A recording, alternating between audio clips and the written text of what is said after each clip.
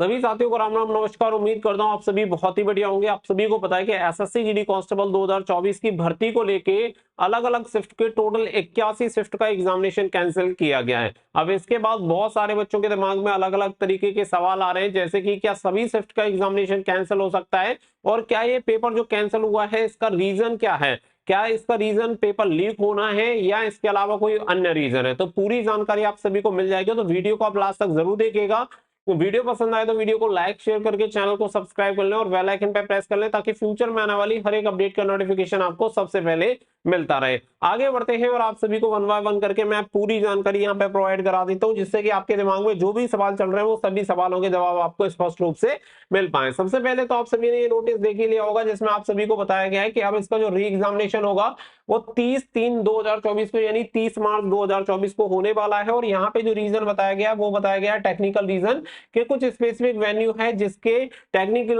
Reason की वजह से यहाँ पे दोबारा से एग्जामिनेशन कंडक्ट करवाना पड़ रहा है। अब इसमें जो बात निकल के आती है, पहली बात तो निकल के आती है क्या ऑल शिफ्ट का भी एग्जामिनेशन कैंसिल हो सकता है या नहीं। तो देखो, सबसे पहली चीज तो ये है कि उन्होंने पूरे डेटा को एनालिसिस किया है और पूरे डेटा में जो गलती मिली है और जो भी प्रॉब्लम्स हैं वो टोटल 81 शिफ्ट जो आपकी अलग अलग दिन की अलग अलग एग्जामिनेशन सेंटर की है, उसके हिसाब से टोटल 81 शिफ्ट को उन्होंने फाइंड आउट किया है कि इन शिफ्ट में प्रॉब्लम है और इन शिफ्ट का री एग्जामिनेशन कंडक्ट करवाना चाहिए। पहले ये चीजें लग रही थी कि कहीं ऐसा ना हो कि शायद पेपर लीक की वजह से भी ऐसा हो सकता है, लेकिन मैंने अपना पूरा प्रयास किया और जितनी चीजें मैं बच्चों के थ्रू या जहां से भी जो भी सोर्सेस है उसके अकॉर्डिंग पता लगा सकता था, वो पता लगाने के बाद ये तो क्लियर हुआ कि ये जो रीजन है वो वैलिड रीजन ये नहीं है कि पेपर लीक हुआ है। वैलिड रीजन जो है, वैलिड रीजन मैं आप सभी को बता देता हूं कि वैलिड रीजन एक है कि यहाँ पे बहुत सारे जो एग्जामिनेशन सेंटर है उन पर ही दिक्कत रही है इस तरीके की। और ये दिक्कत रहने का रीजन मैं आप सभी को बता दूं, देखिए 1 घंटे का आपका पेपर था यानी कि 60 मिनट का, तो 60 मिनट में बहुत सारे एग्जामिनेशन सेंटर पे जहां पे दोबारा री एग्जामिनेशन करवाया जा रहा है, उनमें से बहुत सारे एग्जामिनेशन सेंटर पे ऐसा हुआ है कोई बच्चा 45 मिनट ही एग्जामिनेशन दे पाया है, बीच में 15 मिनट उसकी खराब हो गई और वो एग्जामिनेशन पूरी तरह से पूरा टाइम उसे नहीं मिल पाया। कहीं पे 40 मिनट मिली है, कहीं पे कुछ प्रॉब्लम रही है, बीच में कुछ के जो सिस्टम है वो भी डाउन हुए थे। ऐसा बहुत सारे सेंटर पे हुआ है, जो भी सेंटर्स की आपने लिस्ट देखी है उन सभी सेंटर्स पे ऐसा देखने के लिए मिला है। यानी कि अगर देखा जाए तो ये जो रीजन है वो वैलिड रीजन है, क्योंकि बहुत सारे बच्चे ऐसे हैं जब किसी को टाइम मिलेगा नहीं तो फिर तो वहां पे प्रॉब्लम हो ही जाएगी। लेकिन इसमें पता है दिक्कत क्या हुई है, दिक्कत ये हुई है जैसे कि मान के चलो किसी एग्जामिनेशन सेंटर पे 200 बच्चे हैं, अब 200 बच्चों में से अगर किसी के साथ 20 बच्चे ऐसे हैं जिनके साथ ये प्रॉब्लम हुई है, तो इन्होंने क्या किया है कि पूरे शिफ्ट को ही कैंसिल करके दोबारा से 200 बच्चों का ही एग्जामिनेशन कंडक्ट करवा रहे हैं। ना कि ऐसा नहीं है कि केवल अगर 20 बच्चों के एग्जामिनेशन में प्रॉब्लम हुई है तो केवल इन्हीं का।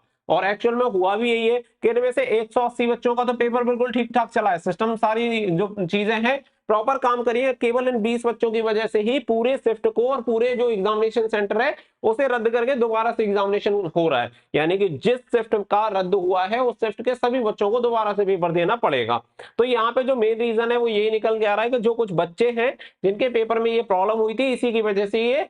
स्टेप उठाया गया है। और यहाँ पे वो सारी चीजें लॉगिन वगैरह डिटेल्स चेक करके उससे ये क्लियर हो गया कि भाई इतने टाइम तक ही इनका लॉगिन रहा है, तो लॉगिन पीरियड से कंफर्म हो जाता है कि हाँ इन बच्चों का वैलिड रीजन है और ऐसी प्रॉब्लम रही है। तो कहीं ना कहीं ये बहुत अच्छी चीज है कि पेपर यहाँ पे लीक होने की कोई संभावना नहीं है और ना ही किसी तरीके से अभी कोई हैक वगैरह जैसी जानकारी सामने निकल के आ रही है, क्योंकि अगर ऐसी प्रॉब्लम होती तो फिर वही ईमानदार बच्चों का मरना हो जाता। लेकिन ऐसा कुछ भी नहीं हुआ है, जो भी रीजन है वो मैंने आप सभी को यहाँ पे क्लियर कर दिए हैं। अब इसके बाद जैसे कि मैं पहले पॉइंट पे यहाँ पे बात कर रहा था, तो क्या सभी शिफ्ट का एग्जामिनेशन कैंसिल हो सकता है, तो बिल्कुल नहीं, क्योंकि ये सभी शिफ्ट में प्रॉब्लम हुई नहीं है। क्योंकि जिन सेंटर्स पे और जिस शिफ्ट में प्रॉब्लम हुई है उन्होंने उस शिफ्ट को आइडेंटिफाई करके उन्हीं शिफ्ट का पेपर और उन्हीं सेंटर्स का और उन्हीं डेट का कैंसिल किया है। इसलिए यहाँ पे ऑल शिफ्ट से कोई मतलब नहीं है, जिनका एग्जामिनेशन हो चुका है और जिनका नाम उस लिस्ट में नहीं है, जो 81 सेंटर्स की लिस्ट आप सभी को दी गई है, जो कि टेलीग्राम पे आपको मिल जाएगी, जिसका लिंक वीडियो के डिस्क्रिप्शन में दिया गया है, वहां से जाके आप चेक कर सकते हैं, जिससे कि आप सभी को क्लियर हो जाएगा कि भाई केवल इन्हीं का पेपर कैंसिल है,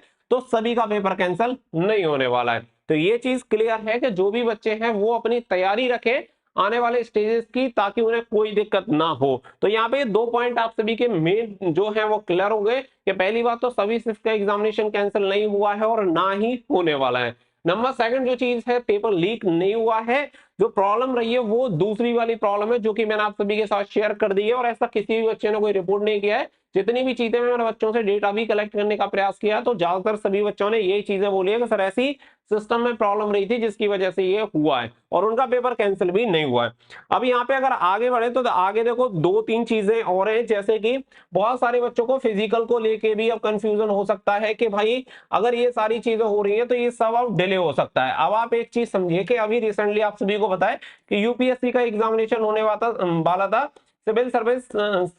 सर्विसेज एग्जामिनेशन वाला, उस एग्जामिनेशन को भी पोस्टपोन कर दिया। आप सभी जानते ही होंगे, आप सभी को शायद पता होगा, उस एग्जामिनेशन को भी पोस्टपोन कर दिया है। लेकिन एसएससी, आप देखो कि एसएससी ने आज आपका यानी कि 20 तारीख को नोटिस आपका जारी किया, ठीक है, कल आपका नोटिस जारी हुआ 20 तारीख को, और 20 तारीख के तुरंत बाद आप ये देखो कि 10 दिन के अंदर 30 मार्च को एग्जामिनेशन करवाने के लिए तैयार है। यानी कि किसी भी कंडीशन में अपनी भर्ती में कोई भी डिले नहीं कर रहे हैं। ये चीज आप बहुत अच्छी तरह समझ सकते हैं, क्योंकि आप सभी ये भी जानते हैं कि अगस्त 2024 में न्यू वैकेंसी वाला जो नोटिफिकेशन है वो रिलीज हो जाएगा, और उससे पहले ही इस भर्ती प्रक्रिया को पूरी तरह से क्लोज करना है, पूरी तरह से संपन्न करना है। दैट्स वाई यहाँ पे बिल्कुल भी डिले नहीं हुआ है, क्योंकि अगर इलेक्शन का इतना ही बड़ा इंपैक्ट होता तो यहाँ पे आप ये समझो कि यूपीएससी वाली भर्ती तक को पोस्टपोन किया जा सकता है, यानी एग्जामिनेशन को। तो अभी जो री एग्जामिनेशन करवाया जा रहा है 30 मार्च को, इसे भी ये किया जा सकता था कि भैया इसे चुनाव के बाद करवा लेंगे, और चुनाव के बाद यानी कि आपका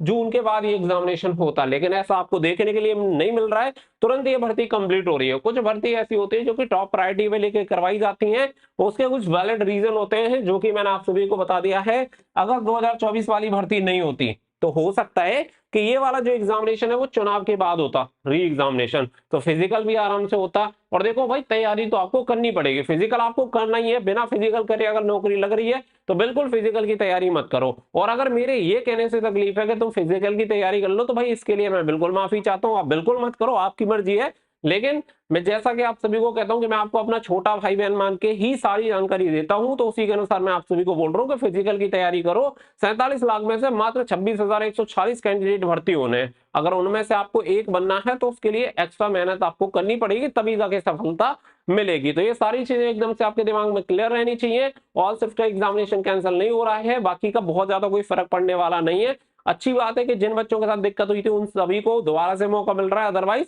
उनके साथ कहीं ना कहीं ये नाइंसाफी होती। और आप सभी अपने फिजिकल की तैयारी करते रहिएगा, बाकी का जो भी अपडेट होगी वो रेगुलर मैं आप सभी को प्रोवाइड कराता रहूंगा, और मिलेंगे नेक्स्ट वीडियो में। फिलहाल के लिए बस इतना ही। So thank you for watching. जय हिंद, जय भारत। क्लियर रहनी चाहिए, ऑल शिफ्ट का एग्जामिनेशन कैंसिल नहीं हो रहा है, बाकी का बहुत ज्यादा कोई फर्क पड़ने वाला नहीं है। अच्छी बात है कि जिन बच्चों के साथ दिक्कत हुई थी उन सभी को दोबारा से मौका मिल रहा है, अदरवाइज उनके साथ कहीं ना कहीं ये नाइंसाफी होती। और आप सभी अपने फिजिकल की तैयारी करते रहिएगा, बाकी का जो भी अपडेट होगी वो रेगुलर मैं आप सभी को प्रोवाइड कराता रहूंगा, और मिलेंगे नेक्स्ट वीडियो में।